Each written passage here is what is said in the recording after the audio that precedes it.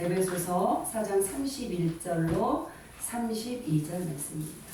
신약전서 315페이지입니다. 에베소서 4장 31절로 32절 말씀 다 같이 한 목소리로 봉독하겠습니다.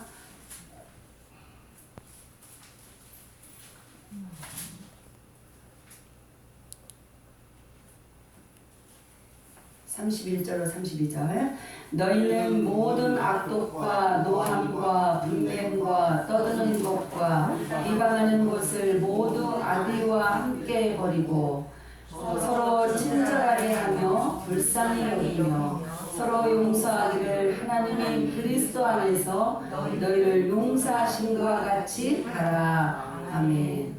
제가 한 번 더 읽겠습니다. 너희는 모든 악독과 노함과 분냄과 떠드는 것과 비방하는 것을 모든 악의와 함께 버리고 서로 친절하게 하며 불쌍히 여기며 서로 용서하기를 하나님이 그리스도 안에서 너희를 용서하심과 같이 하라. 아멘. 1936년도에 출간된 데일 아카데미 인간관계론이라는 책이 있습니다. 이 책은 지금부터 무려 87년 전에 나온 책인데도 아직까지도 인간관계론의 관계에서 많은 사람들이 구입해서 읽는 책 중에 하나이기도 합니다. 이 책이 시작하기 시점에서 세 가지 비슷한 사례를 들은 내용이 있는데 이 중에서 한 가지만 생각해 보겠습니다. 악명 높은 쌍권 총 크롤리라는 사람은 얼마나 악명이 높은 범죄자였던지 뉴욕 역사상 가장 위험한 범죄자로 평가를 받는 사람이었고 또 나중에는 사형 선고를 받을 만큼 흉악한 사람이었습니다. 그 쪽에 강조하는 것이 이런 흉악한 인간이 자기 스스로에게 대하여 어떻게 평가를 하는지 그 내용은 이렇습니다. 그 악한 쌍권총 크롤이라는 사람이 어떻게 표현하는지 아세요? 내 마음은 피곤하고 지쳐있지만 내 심정은 따뜻하다. 내 심장은 따뜻하대요. 어떤 사람에게도 해를 끼치지 않고자 하는 내 심장을 갖고 있다. 바로 사람을 죽이고 이렇게 악한 짓을 저지르면서도 자기를 어떻게 인식하느냐. 나는 이렇게 착한 사람이다. 또 따뜻한 심장을 가졌다. 이렇게 인식을 하더라는 겁니다. 잔인한 인간이라 하더라도 자기 평가를 이렇게 관대하는 모습입니다. 자기 자신의 잘못을 잘 인식하지 못하고 우리는 남 탓으로 돌리는 이런 공통점이 우리에게도 있다는 사실입니다. 성경에 나온 가인이라는 사람이 그렇습니다. 하나님이 자기가 드린 제물을 받지 않으시면서 또 동생 아벨이 드린 제사를 받으셨다고 어떻게 했어요? 화를 냈어요. 그리고 그는 범죄를 저지르죠. 그는 해법을 생각해야 했습니다. 왜 하나님께서 왜 내가 제사 드린 것을 안 받으셨는지 또 뭘 잘못했는지 하나님 앞에 용납받으시기에 부적절한 게 뭐가 있지 않았나? 이렇게 점검하고 고치면 그것이 오히려 성장의 계기가 될 텐데 하나님과의 관계가 깨진 인간에게는 이런 특징이 나온다는 겁니다. 이걸 동생에게 덮어 씌우면서 동생을 살인하는 이런 짓을 저지르는 것이 우리가 성경에서 나온 가인입니다. 이 가인의 모습을 보면서 인간이 하나님과의 관계가 회복이 안 되면 이렇게 인간관계도 깨질 수밖에 없다는 겁니다. 그런 관점에서 창세기 4장에 나와 있는 가인이 하나님과의 관계가 깨진 이에 나타나는 개인 관계의 두 가지 잘못된 그런 부작용이 뭐냐 하면은 첫 번째로 이 가인은요 동생 아벨을 경쟁의 대상으로 전락시켰다는 겁니다. 세상에서 가장 소중하고 아름다운 관계를 경쟁의 대상으로 이제 전락시키니까 그는 어떻게 했어요? 죽이는 악한 에너지가 그에게서 나오더라는 겁니다. 우리가 피로나는 형제 자매도 그렇고 또 십자가로 하나 된 그리스도 안에서도 그렇고 또 하나님과의 관계가 잘못되면 대인 관계에서 상대방을 경쟁의 대상으로 눌러야 되고 또 죽여야 되는 그런 마음을 우리가 갖게 됩니다. 두 번째로 가인의 잘못으로 인간관계를 보면 그는 동생 아벨을 책임 전가의 대상으로 삼더라는 겁니다. 책임 전가의 대상, 그것은 뭐냐면 심리학 용어로 투사라는 거예요. 이 투사에 대하여 우리가 부정적인 면과 긍정적인 면, 또 심리적으로 설명하자면 굉장히 한도 끝도 없습니다. 이 가인의 모습은 투사라는 심리학 용어로 비추어 설명을 하자면 이런 겁니다. 두 번째, 우리가 이 투사는요, 내 안에 나쁜 것을 보이지 않기 위해서 남의 탓으로 돌리는 그 무의식적인 방어 기제라고 합니다. 이제 이게 심리학에서 말하는 투사라는 인간의 방어 기제 본능이거든요. 그래서 예를 들면 본능하고 있는 그러한 사람이 지금 내가 화를 내고 있는 것이 아니라 너 때문이야. 너 때문에 지금 내가 화를 내고 있는 거야. 나 이런 사람이 아니야. 이런 식으로 자신의 잘못을 자기가 감정의 통제를 잘못해 일어난 것을 상대방 탓으로 돌리는 그런 마음의 태도가 이제 심리학 용어로 투사라고 말하고 있습니다. 그러고 보면은요, 이 투사가 가장 먼저 나타나는 곳이 창세기에서 범죄 현장입니다. 아담과 하와가 하나님의 관계가 깨지기 전에는 얼마나 사랑했는지 몰라요. 서로가 너는 살 중에 살이요 피 중에 피다 뭐 이러면서 너무 사랑하는 그런 아담과 하와가 그런 관계였어요. 그런데 하나님의 관계가 죄로 말미암아 하나님의 관계가 깨지고 나니까 제일 먼저 나오는 것이 투사였어요. 투사. 당신이 준 이 여자 하와 때문에 내가 이 죄를 지었어요. 나는 아무 상관이 없는데 이 여인 때문에 그래요. 이렇게. 이게 인간의 본능이에요. 아담과 하와의 범죄 이후로 우리 모두에게 자리 잡고 있는 겁니다. 동생을 죽인 가인에게서 보여지는 첫 번째 상태가 상담학에서 말하는 투사예요.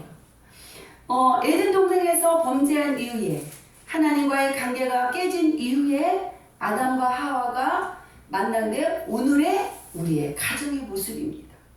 가정에서 너무나 부작용이 많고 너무나 투사를 그러한 의시한 상대방을 비난하고 상처를 또 던져주고 모든 책임을 전가시키고 이런 아픈 일이 많이 일어나는 곳이 우리의 가정이기도 합니다. 우리는 행복한 가정을 꿈꾸고 그렇게 살기를 모든 사람들이 원하고 있습니다. 그렇지만 재성을 가지고 있는 가정이 행복할 수 없는 건 우리는 성경에서도 볼 수가 있습니다. 현실적으로 가정 안에 수많은 울분과 분노를 만들어내고 또 가정 안에서 상처를 만들어내는 곳이라고 할 때 대표적인 케이스가 우리가 잘 아는 야곱을 볼 수가 있습니다.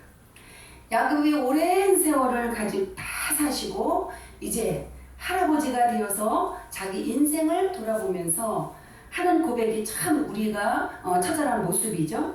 창세기 47장 9절에 보니까 어떻게 야곱이 고백했냐면 야곱이 바로에게 이르되 내 나그네 길의 세월이 130년이다. 내 나이가 얼마 못 되니 우리 조상의 나그네 길의 연주에 미치지 못하니 이렇게 험악한 세월을 보냈나이다. 이렇게 말하고 있어요.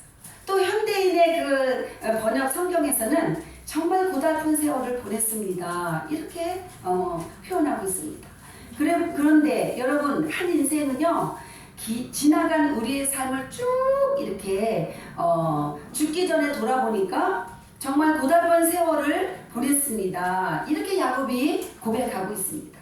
자기 인생에 엇갈려 비극과 아픔과 또 슬픔과 상처와 고통으로 전철된 그런 정말 고달픈 세월을 보냈습니다. 이렇게 고백할 수밖에 없는 그 원인이 어떻게 뭐 때문에 그럴까요? 첫 단추, 첫 출발이 가정에서 일어나는 거예요. 더 정확하게 말하면 아버지 이삭에 대한 편애, 이것 때문에 이런 비극이 시작된 겁니다. 창세기 25장 28절에 이렇게 기록하고 있습니다. 아버지 이삭은 에서가 사냥한 고기를 좋아하므로 그를 사랑하고 미부가는 야곱을 사랑하였더라. 이렇게 아들 둘 중에 아빠는 큰아들을 더 사랑하고 또 엄마는 둘째 아이를 더 사랑하는 편애. 여러분 이게요 엮이는 가정의 대표적인 사례 중 하나가 편애거든요. 그래서 이렇게 편애하는 것도 가슴 아프지만 더 슬프게 하는 것은 그 편애하는 이유가 있다는 거예요. 오늘 28장 27절 보니까 왜 아버지가 큰 에서를 편애하고 좋아하는지 이유가 나오고 있어요. 그 아들들이 장성함에 에서는 익숙한 사냥꾼이었으므로 들 사람이 되고 야곱은 조용한 사람이었으므로 장막에 거주하니. 그러면 아버지는 익숙한 큰아들이 조용하고 내성적인 그러한 둘째 아들보다 왜 그렇게 좋아하느냐. 그 이유는 바로 28절에 나오고 있어요. 창세기 28절에. 이삭은 에서가 사냥한 고기를 좋아하므로. 거기에 비해서 둘째 아들은요 소심하고 내성적이고 마음에 안 드는 거예요. 여기서 체능적인 문제를 아시겠죠? 아버지 이삭은요 부모와 자녀라는 관계적인 측면으로 자식을 대하는 게 아니었어요. 부모와 음식 또 자기가 좋아하는 고기에 구구두로 자식을 대하고 있다는 거예요.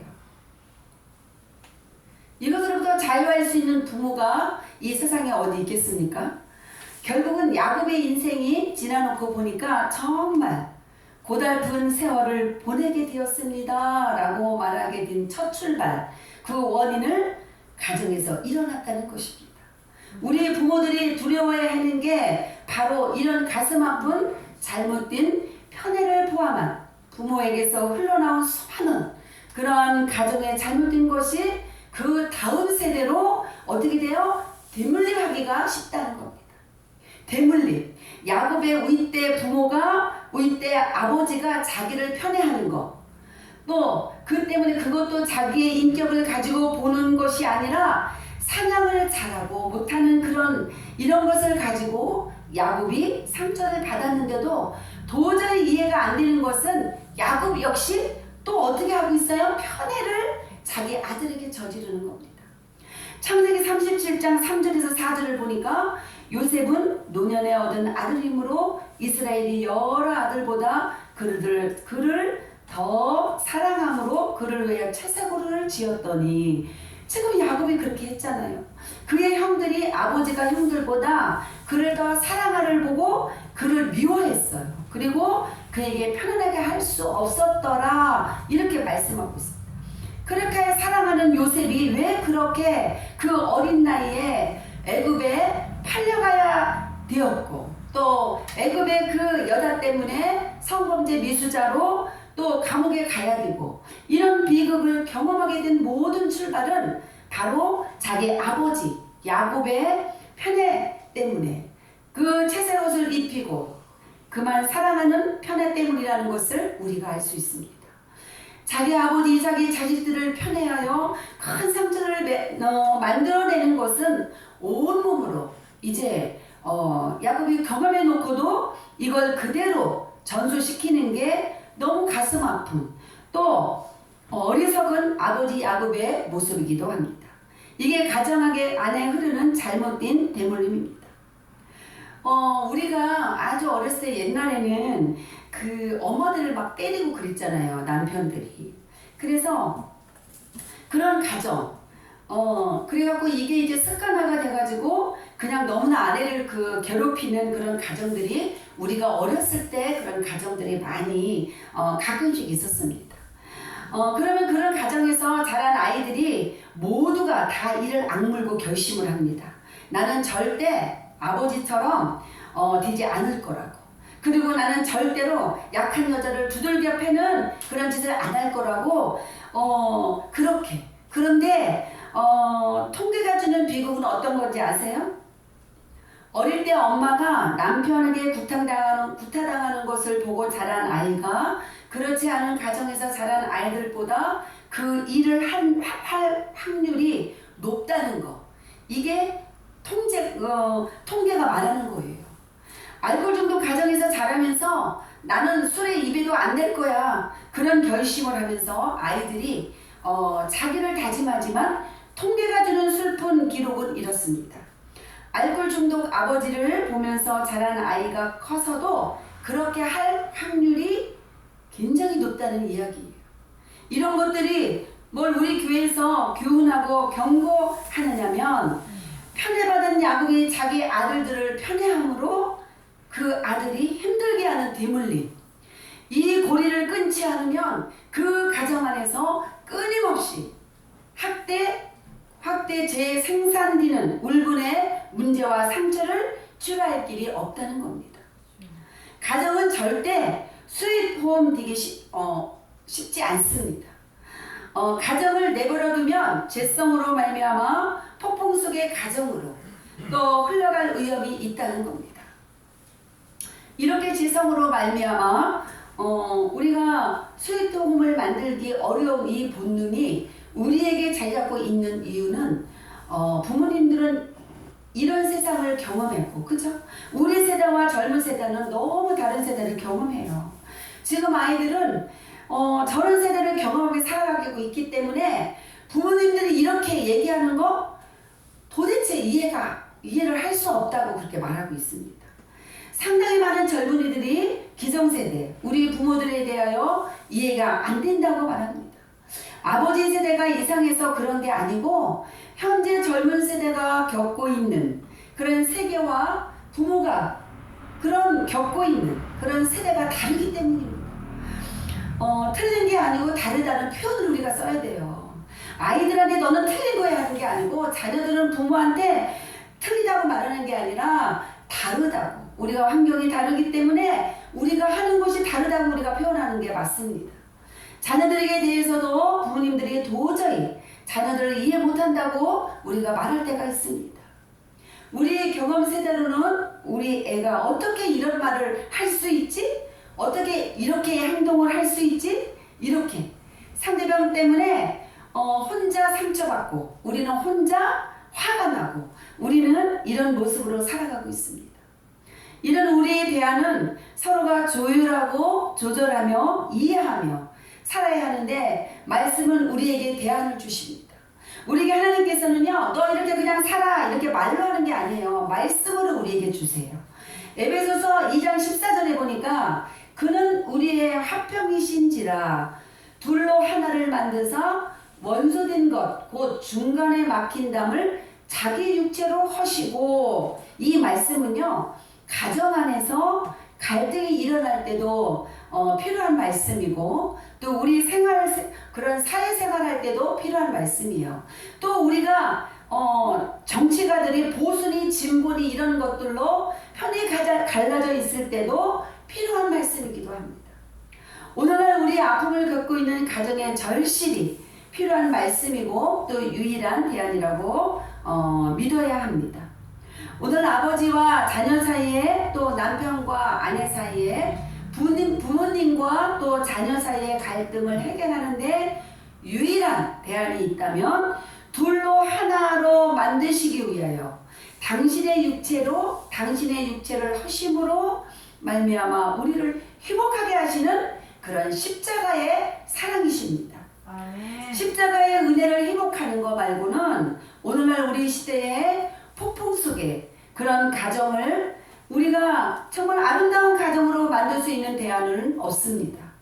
그래서 우리는 하나님을 사모해야 합니다. 주님께 의뢰하고 또 주님께 의뢰해야 됩니다. 예수님 십자가의 도가 우리 가정의 바탕을 이루게 되어 또 영적으로 회복되는 가정이 되기를 주님의 이름으로 축원합니다. 아멘. 십자가로 하나 되는 가정은 에베소서 5장 21절 말씀하고 있습니다. 그리스도를 경외함으로 피차 복종하라. 그리스도를 경외함으로 그리스도를 두려워함으로 그리스도를 경외함으로 그리스도를 사랑함으로 그분의 십자가를 사랑함으로 구현되는 건 피차 복종입니다. 한번 다 같이 따라하겠습니다. 그리스도를 경외함으로 피차 복종하라. 피차 복종하라. 이어서 하겠습니다. 그리스도를 경외함으로 피차 복종하라. 그리스도를 경외함으로 피차 복종하라. 아멘이시죠? 아멘. 태풍 속에 갈등을 겪던 가정들이 십자가 안에서 그야말로 이렇게 홈 스윗 홈, 그러니까 그렇게 우리가 정말 달콤한 또 우리의 아름다운 그러한 가정이 범죄하기 이전에는요, 에덴 동산에서 은혜로운 가정을 회복하기 위해서 우리가 기도를 해야 되겠습니다. 그래서 제가 두 가지 대안을 생각해 봤습니다. 이 제목은 가정의 달인, 이 시점부터 하나님께 기도했으면 좋겠습니다. 가정을 회복하기 위한 첫 번째 기도 제목은 우리 가정에서 일어나는 여러 문제의 원인들은 나 자신에게 있다. 모든 문제는 나 자신에게 있기 때문에 하나님, 나의 태도를 바르게 해주세요. 이렇게 기도하세요. 문제의 원인은 나 자신에게서 찾는 태도를 하나님께 구해야 한다는 겁니다. 창세기 47장 9절에 보니까 야곱이 바로에게 아뢰되 내 나그네 길의 세월이 130년이니이다. 내 나이가 얼마 못 되니 우리 조상의 나그네 길의 연조에 미치지 못하나 험악한 세월을 보내었나이다. 야곱의 가슴 아픈 이 고백의 첫 출발이 아버지 이삭의 편애 때문이라고 우리는 알 수 있습니다. 그렇지만 이 분석은 절반은 맞고 절반은 틀린 말이에요. 이쪽 면에서 보면 이 말이 맞아 보이고 아버지 편애로부터 이런 말이 일어난 거 맞긴 맞습니다. 그러나 또 다른 각도로 보면은 그게 왜 아버지 탓입니까? 비록 아버지가 큰아들을 좋아하고 큰아들에게 장제의 축복을 막 그렇게 부어주고 싶은 마음이 있었던 것은 사실이에요. 그러나 여러분, 그 형의 장자권을 탈취하려고 그것을 빼앗으려고 또 형을 속이고 아버지를 속이고 그러다가 그 부작용이 생겨나서 야반우주하듯 그런 도망가게 한 원인 제공은 다른 사람이 아닌 야곱 자기가 제공한 것입니다.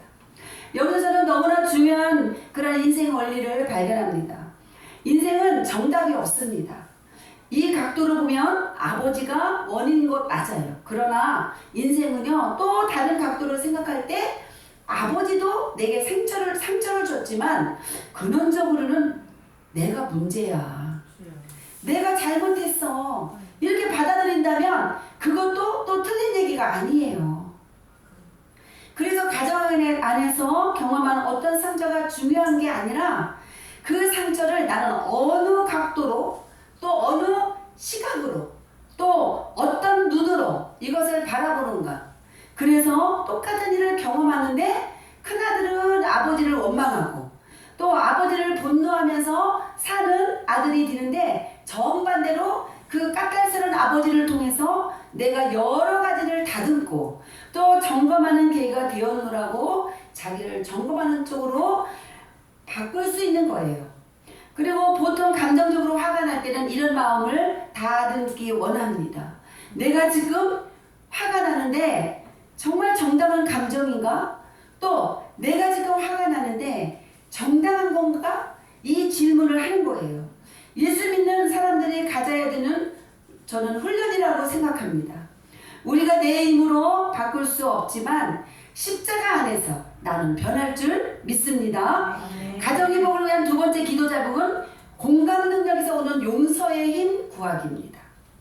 왜 용서를 구해야 될까요? 용서도 힘이거든요. 용서도 영적으로 힘이 있어야 할 수 있는 거예요. 내 힘으로 할 수 없는 겁니다. 공감 능력은 어디서 오느냐? 히브리서 4장 15절에 이렇게 나와 있습니다. 우리에게 있는 대제사장은 우리의 연약함을 동정하지 못하실 이가 아니요 모든 일에 우리와 똑같이 시험을 받으신 이론에 죄는 없으시니라. 예수님은요 인간하고 똑같아요. 고통도 당하고 또 이 땅에서 우리처럼 먹기도 하고 살았습니다. 그런데 우리와 다른 점은 뭐예요? 죄가 없으신 분이십니다. 십자가 가능했던 것, 이렇게 천박하고 이렇게 하나님과의 관계를 깨버리기 좋아하는 우리 인생을 동정으로 바라보시는, 또 긍휼로 바라보시는, 또 공감 능력으로 대하시는 그 은혜를 경험하고 나면 우리에게 회복되는 것은 공감 능력입니다. 우리의 공감 능력이 있어야 우리가 회복됩니다.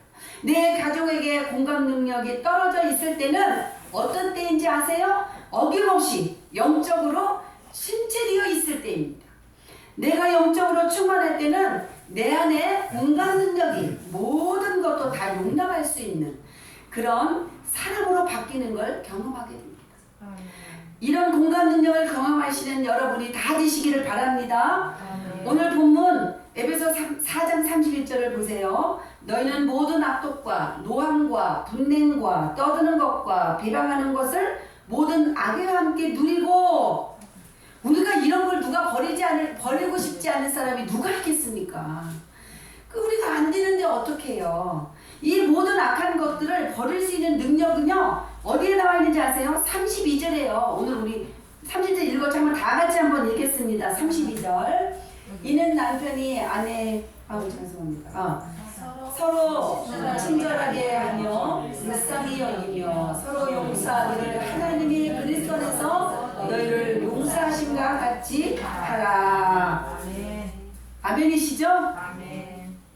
서로 용서하기를 하나님이 그리스도 안에서, 하나님께서 공감 능력으로 십자가로 우리를 구원해 주신 그 용서하심으로 서로 용서하라 이겠습니다. 결론을 맺겠습니다. 성령님은 우리에게 너무나 친절한 가이드가 되십니다. 너희가 모든 악독과 노함과 분냄과 떠드는 것과 비방하는 모든 악의를 버릴 수 있는 대안은 어떤 거라고 했죠?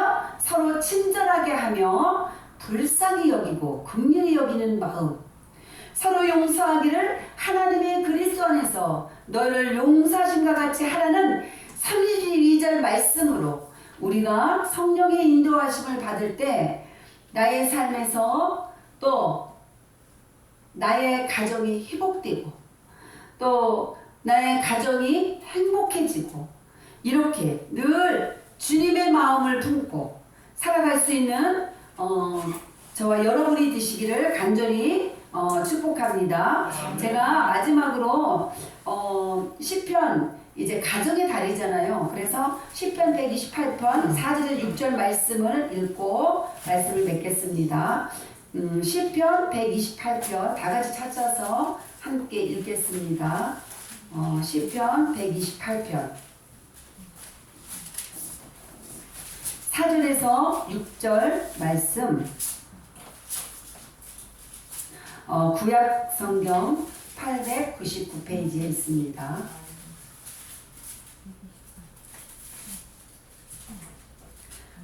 다 같이 한 목소리로 읽겠습니다. 128편 4절로 6절 말씀. 여호와를 경외하는 자는 이같이 복을 얻으리로다. 여호와께서 시온에서 내게 복을 주실지어다. 너는 평생에 예루살렘의 번영을 보며 네 자식의 자식을 볼지어다. 이스라엘에게 평강이 있을지어다. 이 복은요, 아까 32절 말씀 있죠? 아까 32절 그 말씀처럼 어떻게 해야 돼요? 불쌍히 여기는 마음, 서로가 용서하고 간용하는 마음, 그리스도의 마음을 품은 자들에게 오늘 시편 128편 4절에서 6절 말씀을 우리에게, 우리 가정에게, 또 나를 포함한 모든 사람들, 내가 있는 그곳에 하나님의 은혜가 있다고 분명히 말씀하셨습니다. 그래서 오늘도 여러분께서 1년 또 한 주간 살아갈 때에 하나님의 복음 안에서 또 이러한 향기를 드러내는 그러한 복된 성도가 다 되시기를 간절히 기도합니다. 기도하겠습니다. 하나님, 그렇습니다. 우리는 우리의 힘으로는 아무것도 할 수 없습니다.